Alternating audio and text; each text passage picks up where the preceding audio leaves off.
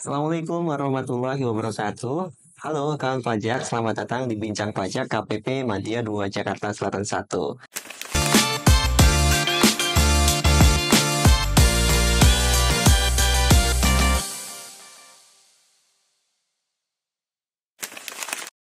Saya Heri Nugroho, kali ini saya bersama dengan Mas Sofyan. Ya, Mas Adi. Kali ini kita akan memperbincangkan ketentuan terkait dengan PPh Pasal 21 bagi pegawai tetap. Nah, nanti kawan pajak semuanya bisa juga mengecek ketentuannya di PMK 168 tahun 2023. Ya, betul. Dan ini juga merupakan satu rangkaian dari video-video kami, rangkaian untuk materi tentang PMK 168. Jadi nanti kalau ada hal yang lebih khusus bisa cek video kita yang lain. Iya, ada serinya ya. Serinya, betul.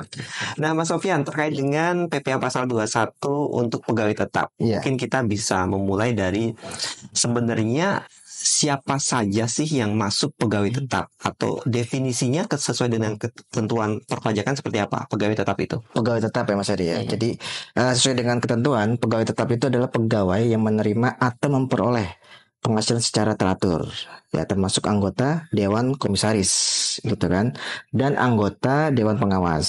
Nah, serta pegawai yang bekerja berdasarkan kontrak untuk suatu jangka waktu tertentu sepanjang pegawai yang bersangkutan itu bekerja penuh dalam pekerjaan tersebut. Oke, itu definisinya ya. Definisinya seperti itu. Mas Sofyan, kalau lihat dari pengertian tersebut kan kita melihat bahwa karakteristik pegawai tetap dalam konteks perpajakan ini ada sedikit perbedaan dengan yang diatur dalam Undang-Undang Ketenagakerjaan, Undang-Undang Ketenagakerjaan ya. Kalau di Undang-Undang Ketenagakerjaan itu kan para pegawai atau karyawan ini terbagi menjadi dua status, yaitu perjanjian kerja waktu tidak tertentu atau PKWTT, dan yang kedua perjanjian kerja waktu tertentu atau PKWT. Nah, pertanyaannya Mas Sofyan, kalau teman-teman yang bekerja sebagai outsourcing, itu statusnya gimana? Pegawai tetap ataukah pegawai tidak tetap secara perpajakannya? Nah, namun kalau dari sisi perpajakan ya Mas Eri ya, kita lihat dari Undang-Undang Perpajakan, kita lihat lagi kategori pegawai itu dilihat dari karakteristiknya gitu kan. Pertama, apakah pegawai tersebut memperoleh penghasilan secara tetap, ya kan? Itu tidak dipengaruhi oleh jumlah hari bekerja atau penyelesaian pekerjaan. Kalau outsourcing tadi berarti, nah, jadi harus ada menjawab pertanyaan ini gitu kan. Terus berikutnya, apakah yang bersangkutan itu bekerja penuh dalam pekerjaan tersebut? Nah, itu berikutnya, apakah yang bersangkutan itu bekerja berdasarkan kontrak, kesepakatan, perjanjian tertulis atau tidak tertulis, dan menduduki jabatan tertentu gitu. Nah, jadi kalau dari pertanyaan itu dijawab, maka pegawai outsourcing tadi itu ya, pegawai outsourcing itu dapat dikategorikan sebagai pegawai tetap. Nah, secara perpajakan jika memenuhi, katakanlah sepanjang memenuhi ketentuan dari yang A, B, C. Gitu. Tiga pertanyaan tadi itu. Kalau begitu di perpajakan ini pegawai tetap tidak ditentukan dengan istilah outsourcing, outsourcing pegawai tetap. Tapi kita lihat dari karakteristiknya. Jadi dia harus menjawab 3 pertanyaan. Ya, jadi kalau soalnya ada 3 itu harus terpenuhi. Penghasilan secara tetap. Ya, betul. Terus bekerja penuh. Nah, terus ada berdasarkan kontrak. Kalau memenuhi itu berarti masuk pegawai tetap. Betul. Seperti itu ya kan pajak semuanya. Jadi bisa dibedakan untuk ketentuan perpajakannya terkait pegawai tetap. Istilah pegawai tetap itu sudah jelas di PMK 168 ini. Selanjutnya Mas Sofyan, kalau untuk PPh Pasal 21, penghitungan PPh Pasal 21 untuk pegawai tetap ini kan sudah ada ketentuan baru nih, PMK 168. Ada hal yang berubah katanya ya. Nah, ini kita bisa minta mana yang berubah sih Mas gitu. Perbandingannya seperti apa? Jadi untuk yang berdasarkan PMK 168 ya Mas Heri ya, tahun 2023 ini memang ada perubahan skema perhitungan untuk pegawai tetap. Nah, jadi kalau kita lihat ada apa perubahannya, kita harus lihat dulu nih yang sebelumnya bagaimana, yang setelahnya sesuai dengan PMK ini bagaimana, gitu kan seperti ya. Biar enak. Nah, pertama nih untuk yang sebelumnya, kita berbicara yang sebelumnya itu, jadi kita bedakan antara setiap masa pajak, ya kan, dan masa pajak terakhir. Oke, misalnya kita contohkan kalau yang standar ya Januari sampai Desember ya, buku ya. Berarti setiap masa itu Januari sampai November. Kemudian masa pajak terakhir itu Desember. Begitu ya. Betul. Nah, mungkin untuk tambahan, masa pajak terakhir bisa juga sebagai masa pajak dia terakhir menerima penghasilan. Bisa dia berhenti, pindah bekerja, seperti itu ya. Oh baik, jadi kalau misalnya dia resign di bulan 3, maka yang dimaksud masa pajak terakhirnya si pegawai tetap tersebut ya bulan 3 tersebut. Bulan 3. Oke. Dimana dia masa terakhir menerima penghasilan. Oke. Jadi kalau kasih seperti itu, masa Januari, Februari adalah masa-masa pajak. Nah, masa Maretnya adalah masa pajak terakhir. Oke, jadi gitu. Kan pajak semuanya tetap harus memperhatikan ya masa pajak terakhir itu bisa jadi secara umum adalah di bulan Desember atau bisa jadi ketika si pegawai tetap tersebut resign jika tidak bekerja penuh dalam 1 tahun ya. Bisa jadi satu perusahaan atau pemberi kerja seperti itu. Lanjut lagi bahwa untuk peraturan sebelumnya itu untuk yang setiap masa pajak kecuali masa pajak terakhir itu penghitungannya bisa kita lihat itu adalah penghasilan bruto sebulan itu dikurangi biaya jabatan atau biaya pensiun, dikurangi dengan iuran pensiun. Nah, itu nanti yang disetahunkan jumlahnya itu dikurangi nanti PTKP. PTKP ini adalah penghasilan tidak kena pajak, ya dikurangin jumlahnya itu dikalikan tarif pasal 17 Undang-Undang KUP. Nah, lalu dari setiap masa harus dibagi per 12. Oke, 12 itu 12 bulan. 12 bulan maksudnya dalam 1 tahun ya, dalam 1 tahun seperti itu.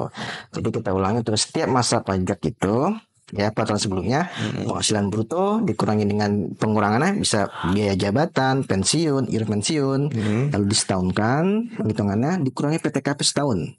Ya, setahun dikalikan tarif pasal 17. Ya, dia ada lapisan tarif. Nah, itu baru nanti hasilnya dibagi 12 didapatlah PPh pasal 21 setiap masa kecuali masa pajak terakhir. Itu untuk ketentuan yang lama yang lamanya gitu.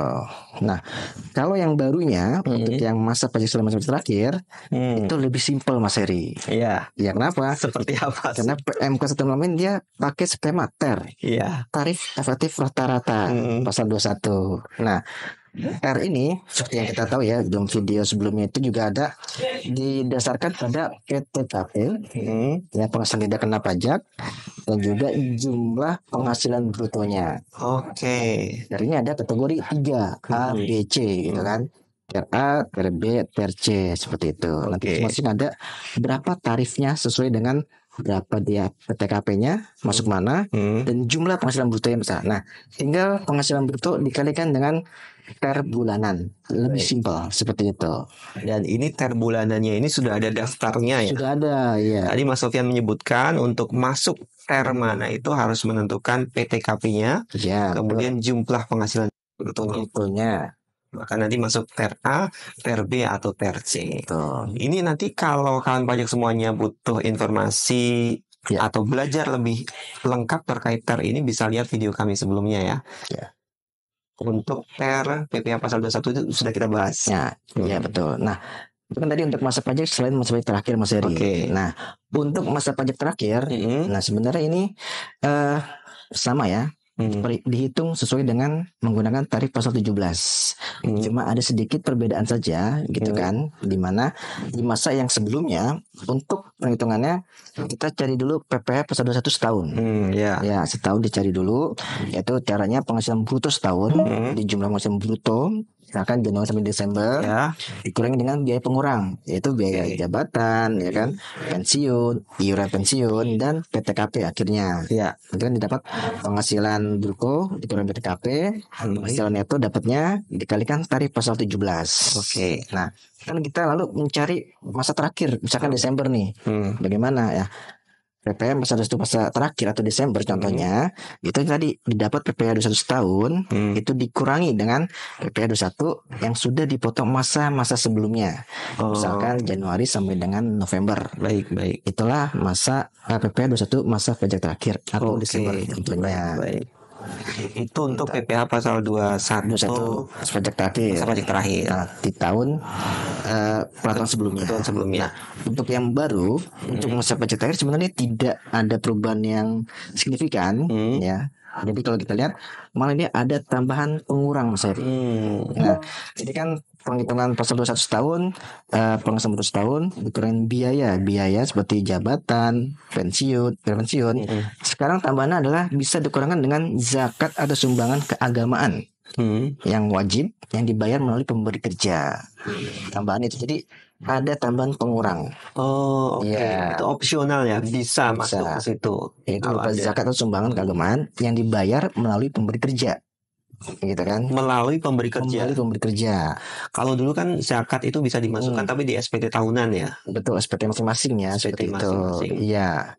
Sekarang misalkan pemberi kerja bersama dengan lembaga atau keagamaan gitu kan, itu bisa dibayarkan melalui pemberi kerja. Nah, itu bisa sebagai pengurang nantinya untuk penghitungan 21 masa terakhir. Oh, baik. Nah, selain sama itu dikurangin PTKP, dikalikan dari pasal 17. Kalau begitu dengan penghitungan masa pajak terakhir dan juga tadi SPT PPh pasal 21 setahunnya sama, berarti harusnya hitungan PPh 21 si pegawai tetap ini akan sama walaupun dengan dulu ketentuan lama walaupun dengan ketentuan yang baru. Iya, betul Mas Heri. Karena untuk menjadi perhatian ya untuk kantongan pajak ini juga, skema yang PR ini itu dia tidak menambah beban pajak baru. Oke. Ya, jadi kalau kita hitung untuk yang penghasilan perhitungan setahun yang menggunakan tarif pasal 17 gitu kan.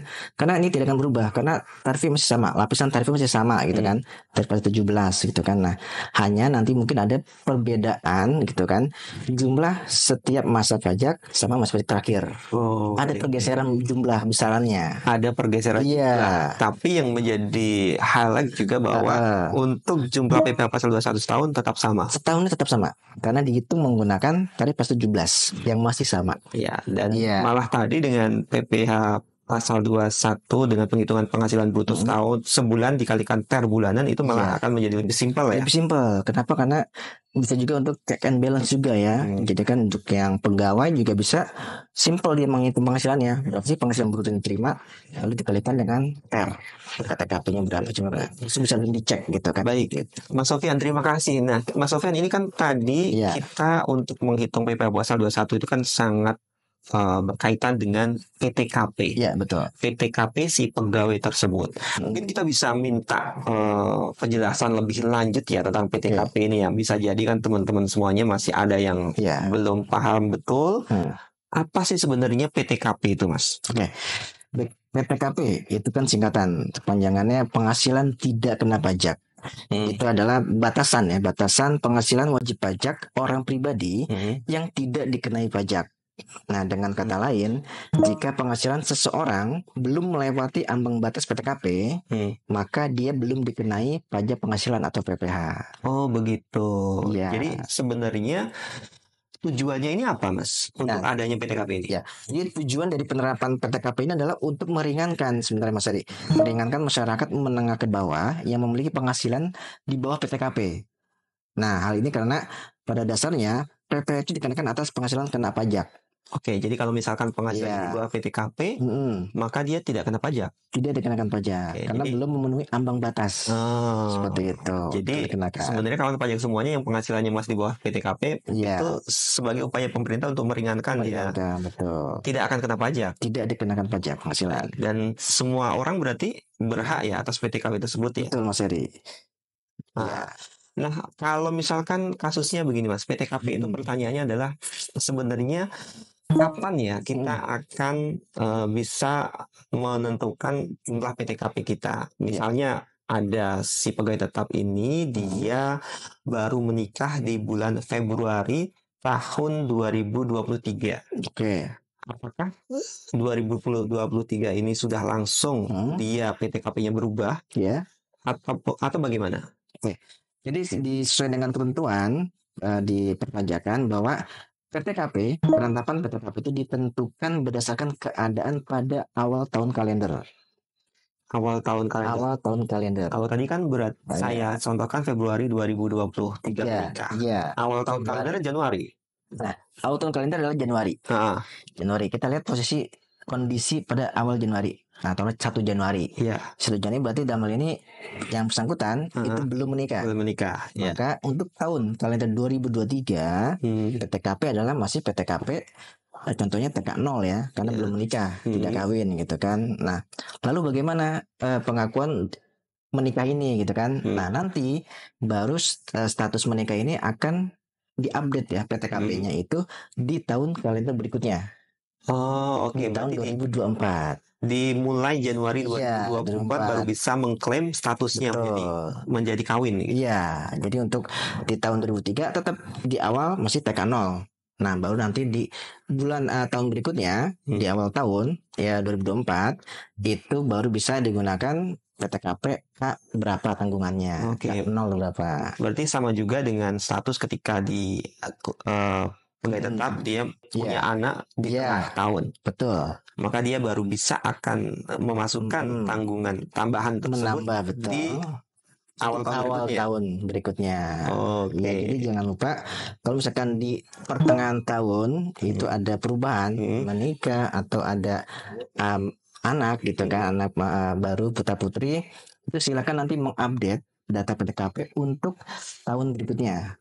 Nah, pertanyaan juga nih, kawan pajak juga sering nanya bahwa gimana sih cara mengupdate PTKP ini? Apakah langsung lapor aja ke perusahaan atau ada data yang lain yang harus disampaikan? Ya, jadi PTKP ini kan mempengaruhi itu sebagai pengurang ya, pengurang penghitungan PPh. Pastinya siapa yang menghitung PPh dan memotong adalah pemberi kerja, ya kan. Nah, nanti jika ada perubahan atau update data PTKP, pegawai ya, kita sebagai pegawai ini bisa memberitahukan ya kan kepada pemberi kerja, perusahaan ya. Ini kami di tahun kemarin gitu kan ada saya menikah atau saya ada kelahiran putra atau putri baru gitu kan. Nah, jadi tolong diupdate untuk menjadi PTKP jadi K 0 atau K berapa seperti itu. Oke. Kenapa? Karena ini berfungsi sebagai menentukan sebagai pengurang juga ya PTKP itu seperti itu. Sangat penting ya. Besaran berapa besarnya PP yang dipotong. Gitu kan seperti itu. Sangat menentukan ya. Nah, Mas Sofyan, kalau untuk besarannya sebenarnya gimana sih ngitungnya untuk besaran ini? Jadi kalau untuk secara besar ya Mas Ade, kita lihat dalam 1 tahun ya, itu PTKP untuk diri sendiri kita nih, saya sendiri misalkan itu adalah orang pribadi 54 juta. 54 juta dan ini mulai, ini kan ada perubahan-perubahan ya kalau tahun-tahun sebelumnya. Ini berarti mulai 2016 ya kalau nggak salah ya? Iya, tahun 2016 betul. 2016 ini ketentuannya. Jadi untuk diri wajib pajak orang pribadi sendiri ada 54 juta. Kemudian lalu misalkan ternyata statusnya adalah sudah menikah, maka ada tambahan untuk wajib pajak kawin itu 4.500.000. 4.500.000 itu untuk tambahan wajib pajak kawin. Iya, statusnya saya sudah menikah gitu kan, maka 54 ditambah 4.500.000. Oke, gitu kan. Nah, 4.500.000 itu sepertinya 54 juta dibagi 12 ya. 12, baik. Nah, lalu misalkan ternyata ada variasi, misalkan ada tambahan tanggungan anak. Tanggungan anak itu ditentukan maksimal 3 orang. Oke, tanggungan itu maksimal 3. Tanggungan maksimal 3. Ya, dan itu masing-masing besarannya sama 4.500.000 per orangnya itu. Kalau misalkan pegawai tetap dia istri 1, anak 5, itu berarti yang bisa ditanggung adalah maksimal adalah 3 orang. 3 orang anaknya. Iya. Tapi istrinya berarti masuknya. Nah, istri ini kan dia statusnya sudah masuk ke dalam status menikah. Kawin tadi ya? Iya, betul. Jadi sudah ada tambahan sendiri. Gitu kan menikah. Nah, betul tambahan untuk yang lainnya itulah tanggungan. Misalkan anaknya ada 5. Yang maksimal sesuai dengan ketentuan adalah 3 orang anaknya. Yang bisa bisa masuk ke dalam penghitungan PTKP. Jumlah besaran PTKP-nya. Baik. Nah, kalau misalkan istrinya ini dia bekerja sendiri terus di apa itu yang digabung gitu. Itu ada tambahan sendiri. Betul. Jadi kalau untuk yang istri yang bekerja juga gitu, bekerja NPWP-nya digabung dengan suami gitu kan, dia mendapatkan PTKP juga, yaitu adalah 54 juta sama dengan orang pribadi ya. Nanti juga jadinya jadi KI statusnya. KI berapa? Istri ya, I-nya itu istri ya. Betul. Cuma nanti yang menjadi catatan adalah istri ini tidak dari satu pemberi kerja yang bisa digabung sini. Nah, nanti itu mungkin ada perhitungan sendiri ya Mas Eri ya. Oke, nanti kita coba bahas lebih lanjut lagi ya. Betul. Dengan video yang lebih ringkas untuk lebih rinci terkait dengan PTKP. Iya. Nah, Mas Sofyan, jadi kalau untuk tabelnya kita tayangin ya di sini. Tabelnya untuk TK 0 itu ada 54 juta. Iya. Bacanya gitu ya, TK 0 50. TK 0, karena tidak kawin. Tidak kawin. Berarti untuk diri sendiri. 0 tanggungan, gitu ya bacanya. Tanggungan, betul. Jadi bacanya seperti itu ya kan pajak. TK 0 itu berarti tidak kawin, 0 tanggungan. TK 1 itu tidak kawin, ada tanggungan 1 orang. Berarti 54 juta ditambah 4,5 setengah juta. Iya, betul. Hasilnya 58 juta 500. Itu berarti tinggal nambahin gitu ya. Tinggal nambahin. Penambahannya adalah 4 juta 500 untuk tanggungan. Iya. Kemudian kalau kawin itu berarti tadi. Nah, untuk diri sendiri 54 juta ditambah status sudah menikah. Sudah menikah, kawinnya tadi 58 juta 500. Oke. Kemudian tanggungannya nambah. Tanggungannya masing-masing 4,5 juta. 4,5. Ya. Baik. Nah, kemudian untuk yang KI itu berarti kawin dengan istri. Digabung penghasilannya. Digabung penghasilan dan dia bekerja. Iya. Oke, seperti itu ya berarti. Itu sama. Kawin 0 tanggung yang tadi 58 juta 500 ditambah 54 juta 500 untuk istrinya. Iya. Kemudian tanggungan lain selanjutnya tambah masih 500. Betul. Seperti itu. Iya. Nah, Mas Sofyan, tadi kan ada disebut yang bisa ditanggung ya, ditanggung yang menambah, yang berhak 3 orang yang mendapat tanggungan. Itu sebenarnya batasannya siapa saja? Iya Mas Eri, jadi di ketentuan tambahan untuk setiap anggota keluarga sedarah dan keluarga semenda dalam garis keturunan lurus serta anak angkat ya, itu bisa menjadi tanggungan sepenuhnya. Masuk ke dalam penghitungan PTKP. Paling banyak tetap 3 orang untuk setiap keluarga. Nah, ini sepertinya ada yang menarik nih kawan pajak. Tadi disebutkan untuk penghasilan tidak kena pajak ini bisa ditambahkan untuk keluarga sedarah dan keluarga semenda. Iya. Dalam garis keturunan lurus serta anak angkat. Nah, kita akan coba menggali sebenarnya keluarga sedarah ini siapa saja. Kemudian keluarga semenda itu siapa saja. Oke. Jadi kalau tadi kan sebutkan keluarga sedarah dan semenda. Nah, juga dari keturunan lurus. Karena kalau sedarah lurus itu adalah bapak, ibu, anak kandung. Oke. Sedarah lurus. Baik. Bapak berarti ke atas, anak kandung ke bawah. Iya, betul. Lurus ya. Nah, kalau sedarah ke samping itu kan bisa saudara kandung. Oke. Samping gitu kan. Samping ya. Kita atas sama, tapi ke samping. Saudara samping. Baik. Nah, lalu ada semenda lurus. Semenda ini adalah mertua sama anak tiri. Oh, oke. Mertua berarti kan dari pihak lain ya, istri atau suami. Kan anaknya juga mungkin yang ikut atau apa gitu kan. Nah, semenda ke samping berarti kan saudara ipar. Baik. Nah, yang dimasuk dalam tentuan tadi itu adalah terkait yang lurus serta anak angkat. Jadi saudara lurus, semenda lurus, gitu. Kalau begitu berarti yang bisa menjadi tanggungan menambah PTKP itu adalah bapak, ibu, anak kandung, mertua, anak tiri. Nah, pertanyaannya kalau misalnya dalam kehidupan nyata senyata-nyatanya, pegawai tetap ini menanggung saudara kandung atau bahkan saudara ipar, benar-benar ditanggung. Ini apakah bisa masuk ke menambah PTKP? Ya, kalau dari ketentuan tidak bisa ya. Tidak bisa karena dia samping. Secara perpajakannya ya. Iya, secara perpajakannya tidak bisa. Baik, jadi meskipun secara realnya memang benar-benar gitu kan, tapi untuk dalam penghitungan PTKP, nah ini kita ada lagi saudara lurus, semenda lurus. Baik. Iya. Nah, kemudian kalau bapak, ibu ini yang bisa ditanggung itu sebenarnya seperti apa, Mas? Batasannya atau misalkan ada kan pegawai tetap yang atau kita biasa transfer bulanan gitu, ataukah harus yang serumah atau seperti apa?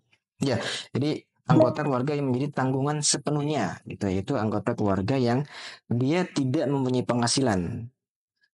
Dan seluruh biaya hidupnya ditanggung oleh wajib pajak. Jadi sudah full sepenuhnya, tanggung sepenuhnya gitu kan. Jadi bapak atau ibu gitu kan tidak bekerja, dia bekerja lagi gitu kan. Dan memang seluruh biaya hidup kita tanggung gitu kan. Nah itu bisa seluruhnya ya. Iya, seluruh kita tanggung. Gitu kan. Jadi kalau yang tadi saya contohkan transfer bulanan ya sebagian berarti nggak bisa. Iya. Nah kita lihat lagi apakah nanti itu sendiri memenuhi tadi tidak mempunyai penghasilan dan seluruh biaya hidup ditanggung oleh wajib pajak. Kunciannya ada gitu, tidak mempunyai penghasilan Iya. dan seluruh biaya hidupnya ditanggung oleh si wajib pajak. Udah jelas seperti itu ya. Nah, Mas Sofyan tadi untuk PTKP-nya sepertinya udah jelas ya kan banyak semuanya. Nanti bisa cek lagi video kami selanjutnya, video kami lainnya terkait dengan PTKP atau bisa cek di ketentuannya di PMK 168 atau ini kalau untuk PTKP bisa ketentuan yang sebelumnya PMK di 101. Ya, betul. Itu masih 2016. sama. Ya, masih sama. Tahun 2016. Situ. Wah, ini sepertinya masih seru pembahasan kita untuk pegawai tetap ini. Nanti biar nggak kepanjangan videonya, kita cut dulu, kita lanjut ke video selanjutnya ya.